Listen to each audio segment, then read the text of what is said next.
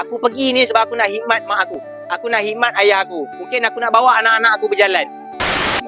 So, satu orang yang nak menjadi bakal tetamu Allah dan juga bakal tetamu baginda Nabi SAW. Perkara yang pertama, ulama bagi tahu dia kena betulkan niat dia. Aku pergi kerana Allah Subhanahu Wa Taala telah pilih aku. Mungkin dekat sini kata, aku pergi ni sebab orang pergi umrah. Aku pun nak pergi umrah. Mungkin ada terniat aku nak pergi nak buat konten. Ada kata aku pergi sebab suka-suka. Aku ada masa yang banyak, aku boleh pergi. So kita kena betulkan niat kita. Kita pergi kerana Allah Subhanahu Wa Taala pilih kita. Kalau kita masih lagi dengan perkara-perkara ataupun niat-niat kita yang lain, pasti dan pasti ibadah kita tak diterima oleh Allah Subhanahu Wa Taala.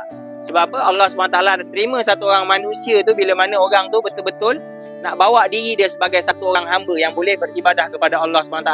Boleh mengabdikan diri dia kepada Allah SWT. So hari ni kita semua kena betulkan niat kita. Kita pergi kerana Allah SWT telah pilih kita.